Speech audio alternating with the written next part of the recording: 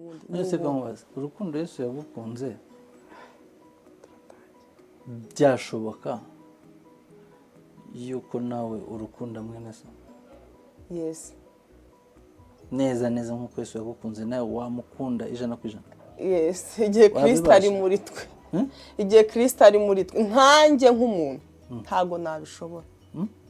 Ntabwo nabishobora njye nk'umuntu sinabishobora. Ariko Kristo bishobokera uwizeye Kristo iyo ari muri wowe ibintu byose birashoboka. Noneho kubera iki abantu badakunda urukundo? Nuko ari abantu. No kuki se bamaje kumva ibintu biryoshye gutya umuntu adashobora ati nanjye ndashaka kuba muri uru ruhande. Niba Yesu Kristo ageze muri njyewe kubera iki ntagakwiye guhita noroshya ibintu nkumva ati niba wagiye mu Yesu Kristo atangira kugira urukundo. Kwiki abantu benshi badahita babyumva byoroshye? Urukundo rwa Yesu ni ubwiru. Shalom, shalom. Nongeye kubasuhuza mwese inshuti zacu, abadushyigikira, abakurikirana ikiganiro The Kingdom Vibe. Ndashima Imana ko yabanye namwe, ndashima Imana ko yabanye natwe, kandi ndashima Imana ko yongeye kuturinda.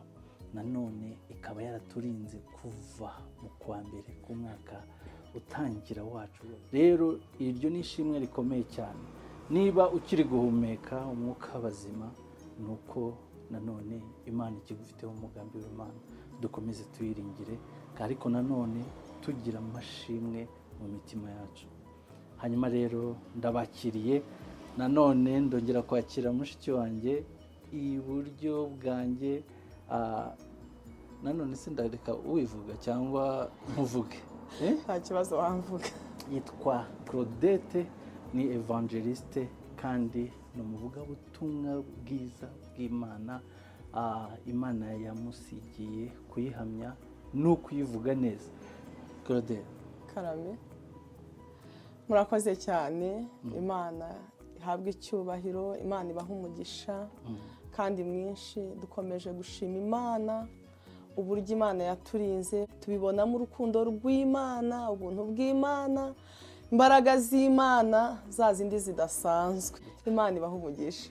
Ariko Claudette, Karame, ubundi izi mbaraga reka nyikubaze nkaho nakibajije, ariko ubwo turi kumwe reka nyikubaze. Ubundi izi mbaraga ziva he? Imbaraga z'Imana. Imbaraga z'Imana. Cyangwa no gushira isoni?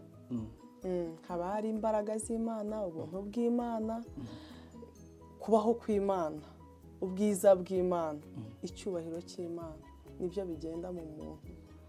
Rimwe na rimwe agakora ibintu bikaba byiza ariko ntabyitirirwe, bikitwa ko ari iby'Imana. Nubwo iyo favor y'Imana ituzaho, tukitwa abantu b'Imana, abavugabutumwa, ariko n'ubwo buntu bw'Imana buba muri twe. Ariko ngira ngo muri kubyumva evangeliste, jewe impamvu nayo nkikubaje kino kibazo, iki kibazo kirakomeye cyane. Ejo bundi navuganye n'umuntu arakavuga ariko gakomeza kandya. Yari umukiriya wanjye waruje kunshyigikira, ariko aba yakurikiranye n'ibyo nkora byose. Noneho arangije arambwira ngo Imana yakugiriye neza, ngo kandi ngo ujye ukomeza uyikorere, ngo ni byiza cyane, ngo biriya bintu cya kiganiro mukora mugikora neza, muhamya Imana neza, kandi Imana izakugirira neza. Amen. Akavuze gutyo numva binkoza ahantu. Noneho numva koko hari impamvu Imana iba yarabiduhaye. Niyo mpamvu nmubaza, izi mbaraga zitangira gute mu muntu? Uru rugendo kuri wowe bitangira gute kugira ngo uyivuge? Nshobora kukubona ndi hariya nkavuga ngo ko se buriya aba yigize iki? Buriya muntu buriya ntaba ari kwigira umwibone, sino kubera ko ari we winyoza mu bantu. Kubera iki? Biterwa n'iki? Izi mbaraga zihaguruka gute? Hari ikintu Yesu yakoze. Buriya Bibiliya Yohana 3:16 haravuga ngo kuko Imana yakunze abari mu isi cyane, ngo byatumye itanga umwana wayo w'ikinege, ngo kugira ngo umwizera wese atarimbuka ahubwo ahabwe ubugingo buhoraho. Mu by'ukuri aho hantu urumva izi mbaraga zo kuvugira Yesu muri iryo jambo ntaririmo, ariko kumwizera ukamwakira akaba mu buzima bwawe, wisanga watangiye kumwamamaza, kubera ko gutunga Yesu ni ikintu cyiza kitari cyo kugundirwa. Umuntu iyo abonye ikintu cyiza afite urukundo rwa Yesu aba yumva yakora sheya, yabiha abantu bose, aba yumva yabiha abantu bose, abatakabaha, abasaza, mbese umuntu wese utazi amakuru ya Yesu uba wumva wamubwira ibyo Yesu akora. Kandi iyo ubimubwiye akabitega amatwi, ntabwo ari inkuru isanzwe, ahubwo Yesu ureba uburyo urimo umuvuga ariyeranje, akaza akiyereka wa muntu uri kumva ibyo umuvugaho. Uzi ko ushobora kumvuga neza ntahari simbimenye, ariko iyo uvuze neza Yesu arabimenya. Ajya ahera kuri utwo tuntu akavuga ati no muntu. None uko uganiriye n'umuntu ukamubwira ati Yesu yangiriye neza, nari mbabaye, nari ndushye, nari ndemerewe, hari ibintu byari byarananiye kubireka, byarambase, byarambaye akarande. Yesu ureba ibyiherereye, areba uwo mutima uri mu bivugana. Noneho wabwiraga umuntu umwe ukabona yakwaguye, watangiye kubwira babiri, watangiye kubwira batatu, kugeza igihe uzaza mu rusengero, kugeza igihe uzajya muri korari, kugeza mbese afite ukuntu abikora muri wowe, akabona ufite ishyaka ryo kumuvuga neza, ngo icyo wakiriye ugihe n'abandi. Nanone reka tuvuge kino kintu. Uravuze ngo icyo wakiriye ukagira n'abandi, urongera uravuga uti kuko Imana yakunze abari mu isi cyane. Uri guhuza ikintu abantu bakunze kudusaba, mujye mukomeza mutwandikire muri komenti, uko mukomeza gukanda subscribe, munaduhe ibitekerezo, mutubwire uko mubyumva n'ingingo mubona twazaganiraho. Tuba turi muri The Kingdom Vibe kugira ngo tuvibinge mu bwami bw'Imana. Yego, ukomoje ku kintu ngo Imana yakunze abari mu isi cyane, byatumye itanga umwana wayo. Hashize iminsi itari mike turi kwizihiza Noheli, turi mu gihe cyo kwizihiza ko umwana w'Imana yatuvukiye. Iki kintu urukundo rw'Imana, ngiye muze navuze ngo turaganira ubuntu mu muntu. Yego, ubuntu mu muntu n'urukundo rw'Imana twabihuza gute? Reka tuvibinge. Ubushize twaganiriye kuba njye. Yego, uyu munsi ubuntu mu muntu. Ubuntu ni iki? Ubuntu mu muntu ni iki? Yes, ubuntu mu muntu tuvuze ku rukundo rw'Imana, uburyo Kristo yaje mu buzima bwacu, uburyo yaducunguye. Twari tumaze iminsi twizihiza Noheli, kenshi tuvuga ko Noheli itwibutsa ivuka rya Yesu, ariko ku mukristo yakabonye urukundo rwa Yesu, urukundo rw'Imana. Imana kuva mu ijuru ikaza mu isi ije kureba umuntu. Burya ntago Yesu yaje mu isi kureba ibintu ngo umuntu yagakwiye guhita abona iki mu cyimbo cyo kubona k'umwana yakuvukiye. Ukwiriye kubona urukundo rw'Imana, kubona Imana iva mu ijuru ikaza mu isi ije kureba umuntu. Okay, urabizi intego ya The Kingdom Vibe, ubwo bunyinjizemo ku kanya, nubwo twahita turasa tukarasa mu cyico. Mbabarira umbwira, urukundo rw'Imana rwatumye itanga umwana wayo, intego yarwo nyamukuru, purpose, impamvu ni iyihe? Ni ukuvuga ngo uwakiriye umwana akamwizera aba yakiriye iki? Intego nyamukuru y'urwo rukundo ni iyihe? Intego nyamukuru y'urukundo rw'Imana ni ukuduha ubugingo bw'iteka, ubugingo butagira umupaka, mbese ubugingo buzatuvana mu isi tugahura n'Imana, tukabana n'Imana. Ayo ni amateka Bibiliya ivuga, ariko dutangiye hasi uko umuntu yaremwe, ubona ko umuntu yigeze gucumura. Ntago uko umuntu yabayeho siko Imana yabishakaga, habayeho ikosa Adamu na Eva bakoze bituma umuntu acumura. ava mu bwiza bw'Imana, presence y'Imana iva ku muntu. Noneho rero Kristo we yaje kugarura iyo presence kugira ngo umuntu yongere agirane ubusabane n'Imana, bongere bagenderanire, bongere bavugane, bongere bakorane, bongere bishime, bongere banezerwe. Mbese urabizi ko nyuma yo gucumura k'umuntu habayeho itandukaniro, habayeho gutandukana kw'Imana n'umuntu. Kristo rero kumukuza kwe ni umuhuza w'umuntu n'Imana, bongere bahure, bongere basabane, bongere baganire, bongere Imana izana Kristo kugira ngo yongere aho umuntu kuba ubwiza bw'Imana, aho umuntu kongera kuba icyubahiro cy'Imana. Kristo ataraza nta cyubahiro cy'Imana cyari kituriho. Bibiliya igaragaza ko Abisiraheli nibura bo niba bari bafite ihengekero ko bazatamba ibitambo hanyuma bikabahuza n'Imana, mu Bisiraheli bakabishyanga Imana izaronkamo abantu bayamamaza. Uramponda sinoga, reka tubisobanurire umuntu kuba icyubahiro cy'Imana, gusabana n'Imana. Urumva icyo numvishemo nuko Yesu Kristo yaje kongera kuduha ubugingo, nyuma ya buno buzima tukazabana nawe, hanyuma tugatangira kuba icyubahiro cy'Imana. Twari turi kuvuga urukundo no ubuntu mu muntu. Reka turebe Yesu araje aduhaye gusabana nawe, aduhaye kuba icyubahiro. Iki cyubahiro rero tugihuze n'urukundo. Yesu ari muri twe. Ubwo niba Yesu ari muri twe n'urukundo ruri muri twe, urukundo ni iki mu muntu? Ni ukuvuga ngo ubwo Yesu ari muri twe n'urukundo ruri muri twe, kuko Yesu ubwe ni urukundo. Duhite twinjira turibuka ko iminota yacu bibaze, none se urukundo ruri muri twe,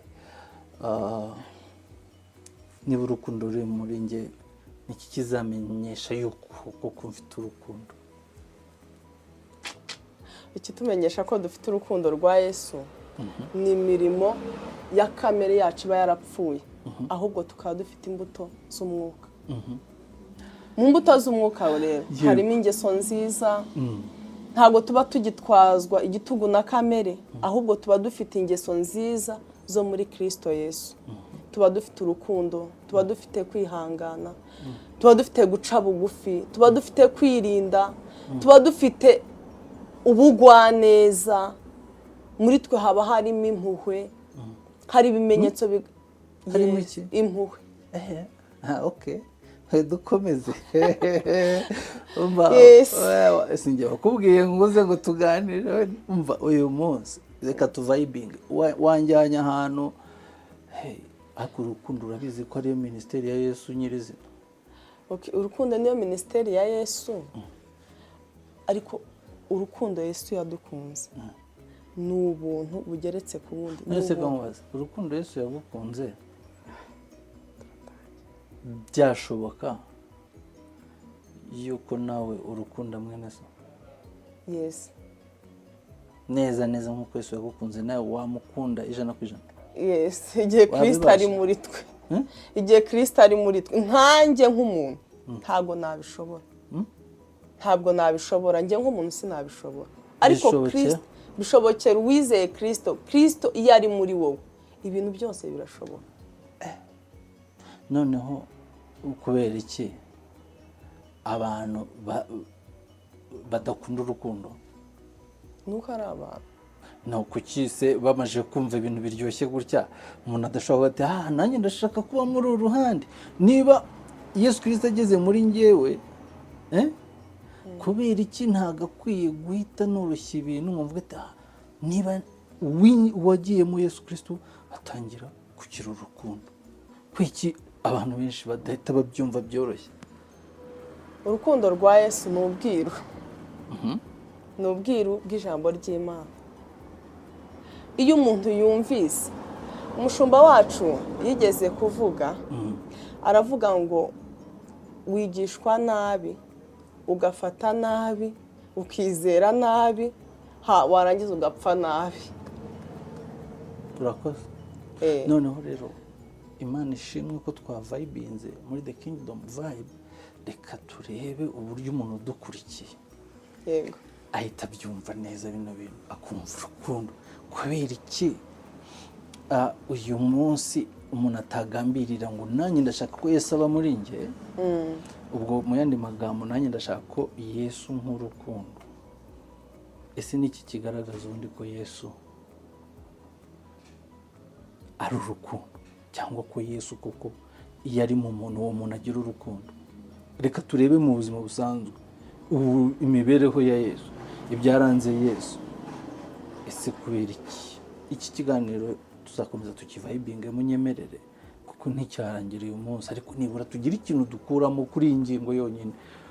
Ubu buntu bwa Yesu muri uyu muntu, Yesu ubwageze mu muntu, Yesu yageze mu muntu. Yesu yarateye ate? Yesu yabikoraga ate? Ubu mwizera akamwizera Yesu akamujyaho agatangira kumera nkawe, ni iki? Ubuntu mu muntu, navuga ko ubuntu bwa Yesu bugeze mu muntu hari ibintu bidasanzwe bihinduka ku muntu pe. Iyo Kristo ataraza mu buzima bwawe hari indangagaciro uba ufite zawe na bene wanyu n'imico yawe n'imyumvire yawe n'imitekerereze yawe, ariko iyo Kristo yageze muri wowe hari impinduka idasanzwe iba ku buzima bwawe. Ubuzima bw'imitekerereze burahinduka kuko Yesu ni umuntu udasanzwe, ni umuntu wuzuye ubwenge, ni umuntu wuzuye imbaraga, ni umuntu wuzuye ubuhanga, ni umuntu wuzuye ubushobozi. Twebwe rero turi abantu barwara, bananirwa, batekereza nk'abantu, bifuza utuntu twinshi dutandukanye bitewe n'ibyo umuntu yarebesheje amaso. Ariko iyo Kristo yinjiye mu buzima bwawe, Yesu akaza mu buzima bwawe, azanamo imibereho ye yose. Ibintu bikugora ntabwo byongera kukugora kuko Kristo ari mu buzima bwawe. Ibintu bikunaniza ntabwo byongera kukunaniza kuko Kristo yatsinze ibinaniza byose. Ajya abasha kunaniza ikintu kikunaniza, ajya abasha gutsinda ikintu kijya kikugora kugitsinda. Iyo Kristo yaje mu buzima bwawe, ubuzima bwawe bubu bwa Kristo, noneho ugatangira gukora ibintu bidasanzwe ku buryo umuntu ashaka kukura akavuga ati uriya muntu ni umuntu udasanzwe. Pawulo yaravuze ngo sinjye uriho ahubwo ni Kristo uriho muri njye. Yesu ashimwe. Aravuga ngo njyewe ibyanjye byampindukiye nk'amase, bimpindukira igihombo kubwo kuronka Kristo. Mu yandi magambo hari ibintu biba bifite agaciro mu maso yawe, mu mirimo yawe, mu mitekerereze yawe utarakira Kristo. Ariko iyo Kristo yaje kuko afite agaciro kurusha ibyo bintu byose, hari ibintu bitangira kugenda byexpiringa ku buzima bwawe. Imana iguha umugisha. Kwakira Kristo rero ni ubuntu bugeretse ku bundi twahawemo ikintu kidasanzwe. Kwakira Kristo, ye Mana ndakwinginze wumva ijambo ry'Imana. Yesu yaravuze ngo mbahaye itegeko rishya muri Yohana 13 umurongo wa 34. Haravuze ngo mbahaye itegeko rishya ngo mukundane ngo nkuko nabakunze. Urukundo rwa Yesu rutandukanye n'umuntu ashobora kugukunda hari ikintu gutagetingamo, hari ikintu gushakamo. Urukundo rw'abantu hari utuntu rukurikirana, ariko urukundo rw'Imana ni agape, ni urukundo rudasanzwe. Ibaza urukundo rumanura umwami akaza muri Dobandi, karitsiye Dobandi, umuntu mubi nkanjye, umuntu uvuga nabi, umuntu uteye nabi, umuntu udafite ikintu cyiza ashobora gutanga, ariko umwana w'umwami akamubenguka, akaza kumureba akavuga nubwo uri mu myanda, nubwo uri muri puberi, nubwo wambaye nabi, nubwo uri mu isayo, njyewe ndagukunda. Akaza akankarabya, akansiga, akankuramo imyambaro y'ubucafu, yarangiza akanyambika umwambaro w'ubwami, umwambaro w'ubutambyi, umwambaro wa cyami. Ni urukundo rutafite icyo rushingiyeho, ni urukundo nyarukundo. Sinzi nimba uri kurwumva, ariko ni urukundo rwiza, ndi kurwumva. ni urukundo rw'Imana. Icyo nicyo twita the kingdom vibe. Urakoze cyane. Amen. Njye rero tuzi urukundo ngo umuririmbyi niwe wavuze ngo harya ngo ijuru umuntu arikoze urupapuro, yego, inyanja umuntu akayikora wino, yego, ubwatsi umuntu akabikora uducumu tw'abanditsi, ubwo ni amakaramu, yego, umuntu yazandika iby'urukundo ngo arurangize ngo ahakame iki, inyanja, ari ni ukuvuga ngo urukundo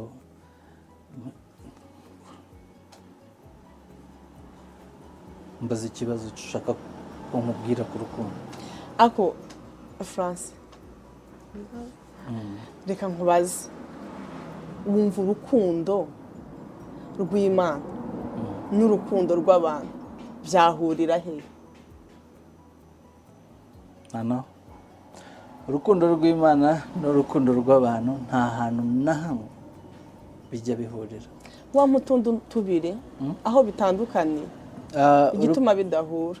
Yego, urukundo rw'abantu ni urukundo rw'ibifatika, yego, ni urukundo rw'inyungu. Urukundo rw'abantu ni urukundo buri muntu rucamo ibice. Mu bantu ndamutse ngiye gukunda uko nagukunda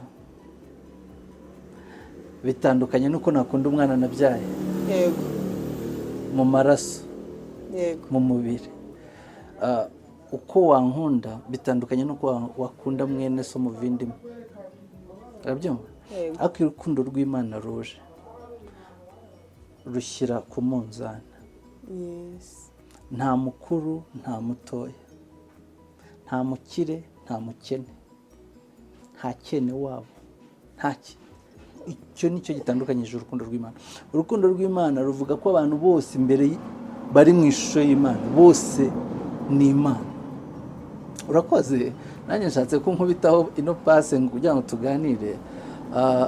Rero ibyo bintu bibiri, Yesu niwe wavugaga ngo iyo umwijima umurikiwe n'umucyo, akantu gato k'umucyo, wa mucyo umira umwijima. Uzareba ahantu hashobora kuba hari umwijima mwinshi cyane, ariko habonekamo agatadoba gutya nk'akanyenyeri, nk'ubwo wacana akabiriti k'umwana mu kintu nk'igisare, ugahita ubona umucyo mwinshi. Urukundo rero narwo iyo rwabonetse rw'Imana rumira bya bintu byose. Yego. Iki rero nicyo nshaka kuvuga ngo urukundo rw'Imana rwo nta na hamwe ruzahurira n'urukundo rw'abana b'abantu na hamwe. Niyo mpamvu Imana yavuze ati mu isi ibyaha bibaye byinshi cyane, byinshi, yego, kubera ko habuzemo urukundo. Yesu niho yaje aravuga ngo mukundane cyane, urukundo rwinshi cyane, kuko urukundo rwinshi cyane rubasha gutwikira ibicumuro byinshi cyane. Igihe cyose uzatangira kumbonamo ikibi, urukundo rwawe nirwo ruzaba rwagiye mu gatara gacanye k'umutuku. Ndabikubwirana byane natangiye nkubwira ko umuntu igihe cyose atangiye kubona ikibi ku wundi, turi babi, ariko igihe cyose utangiye kumbonaho ikibi ni uko nta rukundo uba ukimfitiye. Kubera iki? Urabona umwana wanjye nibyariye cyangwa mwene so, uramutse usanze yishe umuntu, ikintu cya mbere ntabwo uhita umucira urubanza ngo mwishute, ahubwo utangira kuvuga baramufunze, ubuse turakora gute ngo ntafungwe, mwene wacu. Urabibona ko umukunze, ntiwarebye icyaha kimuriho cyane, ahubwo warebye uburyo ki wapfuka, ubuse umwe afunge ajye he. Halo, umvishe urukundo rw'Imana. Urukundo rw'Imana, Imana niyo yivugiye ubwayo umwana wayo Yesu Kristo, iravuga ati mwebwe abantu, mwebwe muri indyarya, cyangwa mwebwe abantu niba iso wamusaba ifi ntaguhe inzoka, wamusaba umugati ntaguhe ibuye, Imana yo mu ijuru izabuzwa n'ikikubaha urukundo ruri original. Kiracyumva yari ibizi yuko iyo hejuru y'ibyo ukuntu mukundana hagati yanyu y'ibyayo birarenze ntabwo ari uko turi beza, nta muntu mwiza, buriya twese twiyambuye burya wahita ubona turi ba ikitugira beza ni uko twishyira hamwe tuvuga ngo twebwe twiyemeje gukundana. Yego. Noneho iyo dukundanye dutangira kuba beza, urambabarira nkakubabarira, mbese ugatangira gutwikira ibicumuro byanjye, nawe nagize intege nke ukajya unkurura, mwana wanjye ntukongere kujya kwiba. Umwana wanjye yatangira kuvuga ngo sinkajya kwiba, akuri n'umuntu wa papa arankunda, bigenda gutya ugatangira ukabona umuntu agenda aba muzima, agenda ahinduka. Mukundana urukundo rwiza. Urwo rukundo rero Yesu mu bintu byose Yesu yakoze, bamuzaniye maraya wabaye umunyantege, wafatiwe mu byaha. Icyo yakoze ni iki? Byahise yandika hasi. Mu yandi magambo narabyize njye nabyigiye iwacu, umwigisha umwe yari ari kwigisha, pasiteri Jean Pierre, arangije aravuga ati ngo buriya Yesu yari ari kubarondora bose, ngo ubu utabikora muri mwe. Abwo yari barondora, wowe warayikora ibi nawe nuko tutabimenye, wowe warayigira ibi nuko tutabimenye. Ati nuko nawe urimo nta muntu mwiza uriho tunyamaza. Abwo yavuga ati murabitwikira. Nubwo yababwiye ati uzi ko atabikora nawe namutera ibuye. Ahubwo arangije avuga ati wowe babona niwe wafashwe, ariko ugende ntuzongere gukora icyaha, ndakubabariye kandi nawe wibabarire ugende uhinduke. Nta kindi, yamuhaye urukundo, amuha n'imbabazi, yamuhaye ubumuntu bwe, ubuntu bwe, umwana w'Imana. Ariko natwe iyo dufite Yesu muri twe dukeneye gutanga buno buntu twagiriwe, ubu muntu buturimo. Ubyumva ukuntu biryoshye, biroroshye. Rero uyu muntu dukurikiranye nta kindi, ni abantu bishyize hamwe bakiyemeza gukundana nk'uko mu muryango wiyemeza gukundana, nk'uko iyo ubyaye umwana umukunda, akibaza noneho iyo ari umwana w'Imana. Zituba noneho urukundo. Ubutaha numva twazavuga ku mbabazi izo Pawulo wari waramurikiye iby'urukundo. Nkunda icyanditswe kiri mu Bakorino ba mbere, aho kivuga ku gice cya 13 umurongo wa 4, sibyo? Numva nahakora nka homework, ubutaha tukazaza nawe wakoze wenda nanone tugakomeza tuvuga kuri ubu buntu mu muntu, tugakomeza tukayivibinga. Ariko tukiraho icyo cyandikwa nacyo nakabaye ngiyemo, bisa n'ibyo twari turi kuvuga, ariko turashaka dufatira umwanzuro. Urambajije ndagusubije, nakubajije wansubije, none wumvise iki? Urakoze cyane kuri icyo kibazo. Usubije neza kuko Imana n'umuntu hahana hamwe inkundo zabo zahurira, kuko urukundo rw'Imana ntabwo naruvuga nk'uko uruvuze neza pe. Niyo mpamvu mbabwira aba bantu bakurikirana ibi biganiro byacu bya buri munsi uko tuganiriye, urukundo rw'Imana rurarenze.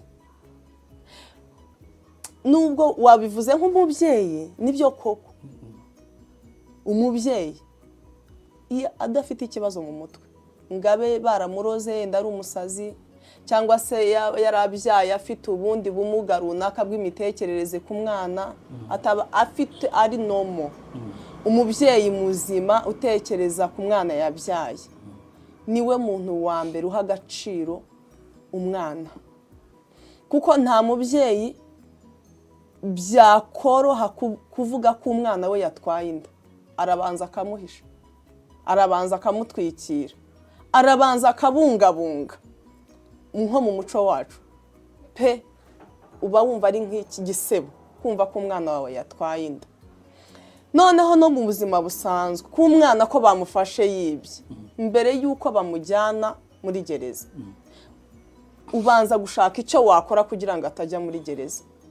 Nimba ibyo yibye babimufatanye cyangwa se yaranabiriye, ukora uko ushoboye kugira ngo wishyure, ugire icyo wakora kugira ngo umwana wawe atajya muri gereza. Rero urukundo rw'Imana, Imana ni umubyeyi. Imana ntigira umwuzukuru, ntigira sogokuru, ntigira papa, ntigira se wabo. Imana igira abana. Imana igira abana. Uba uri papa, uba uri nyogokuru wanjye, uba uri sogokuru wanjye.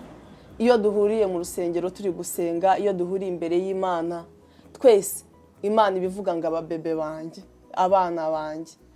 Muri Yesaya haravuga ngo naguhetse ukivuka, ngo unakuze ndakomeza ndaguheka, ngo n'imvi zizarinda ziba uruyenzi nkiguhetse. Tekereza ko ushobora kuba uyu munsi ufite abuzukuru, ufite abuzukuruza, ariko Imana ikigufata nka bebe, ikuvuga ngo umwana wanjye. Nubwo ufite abuzukuru, iyo ni muri systeme y'isi uko byubatse, n'umugisha Imana yaguhaye, ariko imbere y'Imana uri umwana. Ukuntu Imana iteye ubwoba, ukuntu Imana ari nziza. Imana yacu ntisaza, ntinanirwa, ntikura. Mbese ni Imana, ihora ari Imana, ihora ikeye, ihora imeze neza. Imana yishyire mu ncamake mu magambo abiri. Mu magambo abiri nakubwira ngo Imana ni urukundo. Icya kabiri, ikindi cya kabiri, Imana ni imbabazi. Ntabwo twabibyumvikanyeho. Nicyo kintu kinshimishije. Imana ni iki? Ni urukundo. Imana ni imbabazi. Reka nkubaze kino kibazo. Reka umva, noneho hari indi njye nkunda, ari ibintu nkunda cyane. Twebwe tutari ku murongo umwe n'uwa Yesu wampuje nawe, byagenda gute? Ntabwo twakumvikana. Yego. Twahujwe na Yesu Kristo. Umva, yakunze kuvuga ati ngo yasize 99 ziri hehe? Ziri mu rwuri. Mu rwuri. Ajya gushaka imwe. Yari yazimiye. Kubera iki turi gukora The Kingdom Vibe? Nuko hari intama yazimiye. Hari intama yazimiye kandi itazi ko databuja yishaka. Ikintu ushaka kubaza, intama yazimiye, twakomeje tuvuga ngo ubuntu mu muntu. Ni umuyeni magambo ubuntu mu Kinyarwanda wenda tubigenekeje no mu kirimi cy'inuza ni grace. Ni ubuntu mu muntu, imbabazi z'Imana mu muntu, cyangwa se urukundo rw'Imana muri wa muntu. Sibyo? None uyu muntu ashobora kuba haravuga ati ngiye bino bintu ntabwo mbikeneye. Ese hari umuntu udakeneye imbabazi z'Imana cyangwa n'ubuntu bw'Imana? Ntabwo bibaho. Nta muntu udakenera ubuntu bw'Imana. None se aka kanya umuntu udukurikiye ubona ko akeneye ubu buntu bw'Imana, urukundo rw'Imana muri we, ngo rukore nka moteri, umuntu utabifite agaragara ati niki kimuranga? Reka twongere tujye mu buzima busanzwe, ntitujye cyane, reka turebe mu buzima busanzwe. Abantu usanga badafite ubu buntu muri bo barangwa n'iki muri society? Ikintu cya mbere kiranga abantu badafite ubuntu bw'Imana, abaho mu buzima ashatse, abaho mu buzima burimo umunaniro, burimo stress, abaho mu buzima ameze nk'ukontororwa n'isi, ahorana pressure y'ibigenda n'ibigaruka, nta cyerekezo aba afite. Ujya muri ibi bikanga, ukajya muri ibi bikanga, ukajya muri ibi bikanga, rimwe na rimwe ukumva wafata umwanzuro wo kuba wakiyahura, ukaba wafata umwanzuro wo kuba wajya mu bintu by'ibiyobyabwenge, ibintu bituma utuza kandi nabwo ari ikindi kibazo. Ariko iyo Kristo ari muri wowe, iyo ubu buntu bw'Imana buri muri wowe, uba mu buzima bwuzuyemo urukundo n'imbabazi, uba mu buzima bwuzuyemo kunguka ku giti cyawe ugahesha abandi amahoro, uba mu ubuzima butarimo umunaniro. Ni ingaruka Ingaruka like wenda nk'uko umuntu yavuga ngo ingaruka ziba ku muntu udafite ubumuntu. Ingaruka ziba ku muntu udafite ubumuntu, icya mbere ni ukwibura. Uba mu buzima butari ubwawe, uba mu buzima bwo kutimenya, kutamenya aho utangirira ibintu, ntumenye n'aho ubijyana, ntumenye n'aho werekeza. Bibiliya iravuga ngo hari abantu b'abapfapfa ngo ni ibiburaburyo. Bibiliya abantu yita ibiburaburyo ni abantu uyu munsi ushaka kumubwira ati tujye mu mujyi, akumva ko mu mujyi ari ngombwa. Mu kanya tujye Kimihurura, akumva Kimihurura yajyayo. Ariko hari igitaramo mu kanya, ariko hari konseri, ariko we uzi yuko hari ahantu hari diru. Uba mu buzima budafite kontrole kuko isi gufatira umwanzuro. Uba mu buzima bufatirwa umwanzuro n'izindi mbaraga. Ariko iyo ubu buntu bw'Imana bukurimo, Kristo araza akagenga ubuzima bwawe, akajya areba igikwiye mu buzima bwawe kandi cyo kuguhesha amahoro. Warangiza ugaha n'abandi amahoro, warangiza ukamamaza ubutumwa bw'ayo mahoro, ukumva ubuzima bwawe buroroshye, ukumva ubuzima bwawe ntago uri muri kompetisiyo, ntago umera nk'umuntu uri gucuranwa n'ibigenda n'ubuzima. Ubuzima bwawe buba butuje, burimo amahoro, burimo ibyishimo, ugira aho utangirira ibintu, ukamenya aho ugeze, ukamenya n'ahandi uri kwerekeza. Ubuntu bw'Imana rero nibwo buduha kwisobanukirwa, nibwo buduha kumenya icyo dukwiriye gukora, nibwo buduha kumenya aho turi kwerekeza, nibwo buduha kumenya abo turi bo. Ni ukuri njye ntabwo nari nzi uwo ndiwe, sinari nzi iyo mva, sinari nzi iyo njya, sinari nzi icyo ndi cyo, ariko kwakira Kristo akaba mu buzima bwanjye namenye uwo ndiwe, namenye ndi mwene nde. Ubu ndi mwene Mana, ndi mwene Yesu, kubera ko Bibiliya iravuga ngo ibya kera byarashize.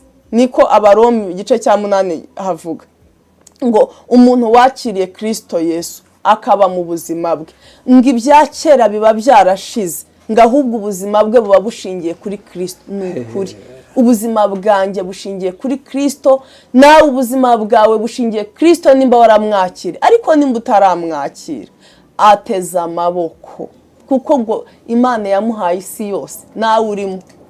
Ntiwite kuko umeze, njye nari mubi cyane, rero nawe uko umeze ndabizi ko Kristo arakomanga, mukingurire, umwakire, ubuzima bwawe buhinduke bushya. Imana iguha umugisha. Urakoze cyane. Hanyuma rero umukozi w'Imana, ntabwo twavuga ngo tubisoze gusa, maje kubibona yuko hariho abantu baba barasigiwe guhamya no kujya gushaka inama zazimiye. Ego, mwakoze kuduhesha umugisha. Murakoze cyane. Sibyo? Ego. Ikindi navuga kandi nkavuga numva ndyohewe, ntabwo nzahwema gushima Imana yaduhuje, ntabwo nzahwema gushima Imana ikomeje kubana natwe. Ku bwanjye wavuze ikintu gikomeye, avuga uti ingaruka z'umuntu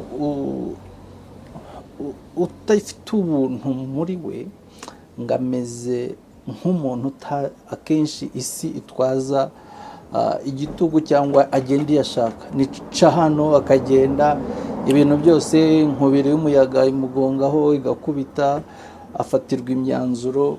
Nta kubera iki ko atabasha kumva no gushaka icyo Imana yamuvuzeho, icyo Imana iri kumubwira.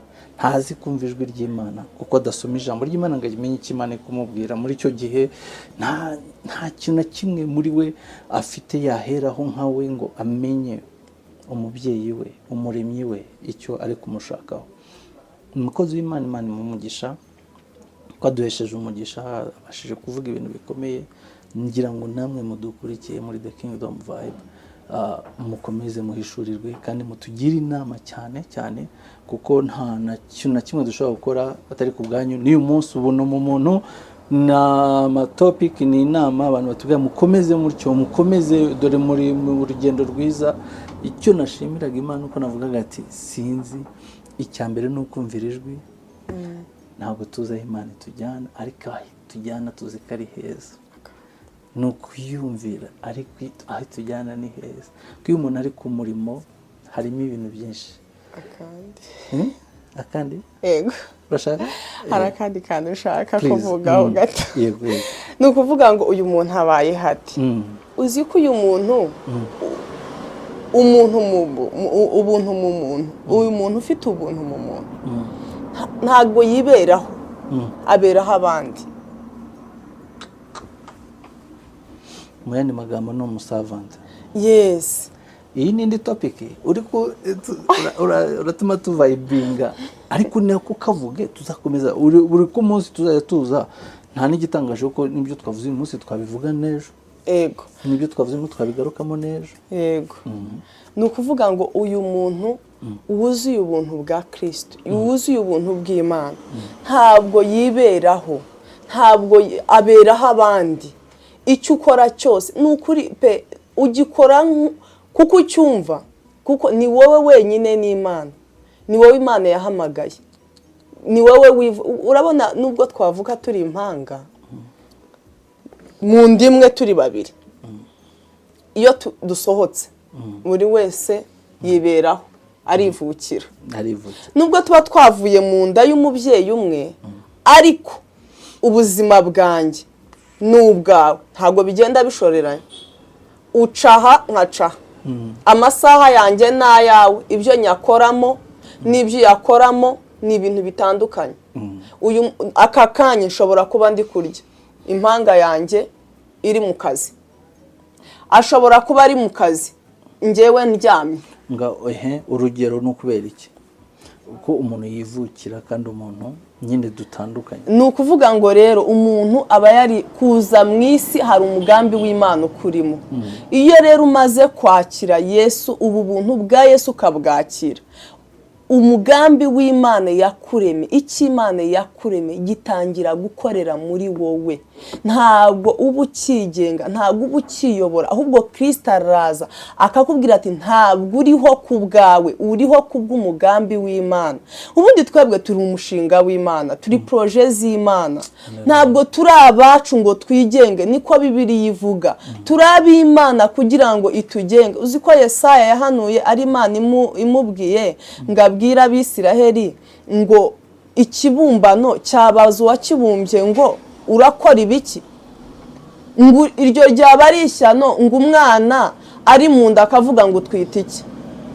Noneho tekereza kuba turi abantu tukajya tubwira Imana ngo ngwino ukora iki ngiki nkaho twebwe dutegeka Imana. Ahubwo iyo uri mu bushake bw'Imana ukora icyo Imana ishaka ntabwo ukora icyo ushaka ku Mana. Umugambi w'Imana rero uri muri twe ubuntu bw'Imana buri muri twe kugira ngo butugeze ku cy'Imana yaturemeye kugira ngo butugeze aho Imana idushaka. Aho uri birashoboka ko uri mu nzira y'Imana yakuremeye ariko nimba ukomeje kuba ukaba uyu munsi utapfuye menya ko hari umugambi w'Imana uri ku buzima bwawe. Imana iguha umugisha ubuntu bw'Imana ndabugusabiye kandi ndabizi neza ko ubuntu bw'Imana bubasha kukuyobora ukagera aho Imana igushaka kandi wishimiye n'aho Imana igushima ikavuga ngo nguyu mwana nkunda nkamwishimira. Amen. Uzi ko Yesu igihe yavaga mu mazi amaze kubatizwa Bibiliya iravuga ngo inuma yamuhagaze ku rutugu ngo ijwi rivugira mu ijuru riravuga ngo nguyu mwana nkunda nkamwishimira mu mwubahe. Uzi yuko iyo ubuntu bw'Imana buri ku buzima bwawe buri muri wowe uyu Kristo akaba ari muri wowe hari ijwi riba ryaravugiye mu ijuru akiza muri wowe. Niyo mpamvu abakozi b'Imana n'abagenda babeshya ugasanga hari icyubahiro bashaka gufata ariko abantu b'Imana bafite ubuntu bw'Imana Kristo ari muri bo hari ijwi rigendana nabo hari icyubahiro kigendana nabo kuko ngo iyo Kristo aje muri wowe ijuru riba ryarakingutse ku bwawe hakaba ijambo rivugwa mu Baroma haravuga ngo hari ijambo twavuzweho ngo dufite icyo turusha abandi ngo nuko hari ibyasezeranijwe ngo ariko ngo hari ijambo ryavuzwe kuri twe ngo tuzaba tugize neza nituryubaha tukaryumvira, ngo kuko iri jambo ngo rirushaho gukomera, rirushaho kuba ryiza kuri twe, rirushaho kugendana n'ubuzima bwacu, rirushaho kuba kuri twe, rirushaho gukayangana. Iyo umuntu yabashije kumva rya jwi rimuyobora, iyo umuntu yabashije kumenya icyo Imana yamuvuzeho, sibyo, nibwo umuntu amenya ikimuyobora. Yego, Imana iguha umugisha, turi kuvayibinga, iminota yacu iri gusoza. Imana iguha umugisha cyane. Mfite ibintu tuvuze birakomeye muri The Kingdom Vibe. Yes. Twasenga gute? Dusenge dute? Buriya icyo umuntu ahamije, icyo umuntu yizeye kigira ubutware bwinshi yagisenze. Kandi gusenga mu yandi magambo si nko gusaba imbaraga se? Yego. Si nko kuvuga ngo dore umushinga w'ibyo twavuze n'uyu Mana, reka noneho gushaka kwawe kube. Yego. Ukuremo ibitari iby'umumaro, yego, ubishyire ku ruhande, ariko ibyo ubona wishimira byavamo icyubahiro cyawe ubishyigikire. Yego. Yego. Twavuze ubuntu mu muntu. Yego. Ngaho dusenge dute? Nshuti zanjye, ndakwifuriza ko ubu buntu bwakubamo. Tugiye gusaba Imana itwuzuza ubuntu bwayo kugira ngo tubashe gukora ubushake bwayo, kuko ubuntu bw'Imana iyo buri muri twe ntabwo twiberaho, tuberaho Imana. Kandi Imana ni iy'isi yose, niyo yaturemye, ituremeye imirimo myiza kugira ngo tuyigenderemo, niko Bibiliya ivuga. Rero tugiye gusenga Imana kugira ngo itwuzuze ubuntu bwayo butuma tubasha gukora ubushake bwayo nk'uko ibishaka. Mana yacu, Mana nziza, Imana y'urukundo, Imana y'ubutware, Imana y'ubushobozi, turagushimiye kubw'ijambo ryawe. Uri Imana y'amahoro menshi, uri Imana y'urukundo nk'uko twahishuriwe, nk'uko twasobanukiwe. Ntabwo urukundo rwawe turusobanukirwa uko bikwiriye, ariko gake konyine dusobanukiwe nuko katwereka yuko urukundo rwawe rutandukanye n'urw'abantu. Izina ryawe rishimwe. Reka utwuzuze urukundo rwawe kugira ngo turukunde bene data, n'abatarakumenya babashe kukumenya, n'abatakuzi bakumve. Mu izina rya Yesu bagusobanukirwe. Ubu buntu twagiriwe, ubu buntu wazanye ugashyira mu bantu bawe, ubu buntu wazanye mu isi ukaducungura, ukaduha ubuzima tutabufite, ukaduha andi mahirwe twari twaratakaje. Mana yacu, turakwinginze ubu buntu bwawe nibube muri twe n'abazatwumva n'abazumvisha abandi iki kiganiro. Ndakwinginze kugira ngo ubu buntu buzabe kuri twe twese, maze tubashe gukora ubushake bwawe, tubashe kuba mu mugambi wawe. Uvuge ngo ngaba abana nkunda nkabishimira. Isi twubahe, ariko natwe turushaho kukubahiriza. Mu izina rya Yesu dusenze twizeye, urakoze. Amen. Amen. Imana ishimwe. Amen. Amen. Amen. Imana iha umugisha wowe n'umuryango wawe n'abo ukunda bose. Amen. N'itorero usengeramo unaturukamo n'abashumba bawe, Imana bose aya mavuta ajya ahoraho. Amen. Amen. Kandi ni ukuri Imana ishimwe kubw'abashumba banjye n'abashumba bawe. Tujye tubihamya. Imana iha umugisha n'abashumba bacu batwemerera yuko tunavuga iby'ubwami bw'Imana. Yego. Kandi tukabivuga duvuga ukuri kuzuye, kutavangiye, ukuri kutarimo ibice.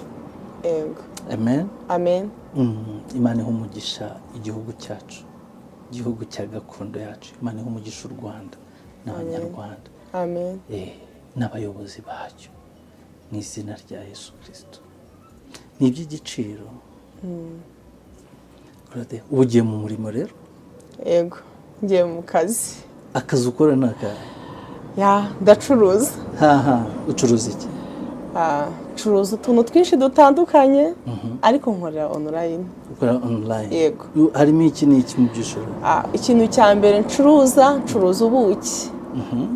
Ncuruza ubuki bwiza bw'ubunyarwanda bw'umwimerere. Ikindi ncuruza amagurude, ncuruza amarabero, amaherena, shenete, amagurude, amasaha meza. Ego. Ibyo byose ngira ngo mwabyumvishe, ni byiza yuko Imana ijya inashyigikira imirimo y'amaboko yacu kugira ngo tubashe kubaho ntacyo tubuze, tunayihamye neza. Ngira ngo mwabyumvishe, mujye mushyigikira mushiki wacu kandi nawe Imana imwiyereke mu mirimo ya buri munsi akora. Nanjye kandi ntimunyibagirwe, mukomeze mwambara imyenda ya Francis Zahabu, kandi murabizi ko tubambika neza, Imana ikabigenza neza. Imana ibamugisha. Naho ubutaha, yari The Kingdom Vibe. Mwibagirwe kutwandikira, mutubwire ibitekerezo byanyu, mutwungure, muvuge ati hariya wenda se kuki icyuma gityaza ikindi. Harya waba ufite ijambo ry'ukuri muri wowe, hakaba hari ubwo watugira inama, umwuka yiyoborere. Naho ubutaha, shalom shalom.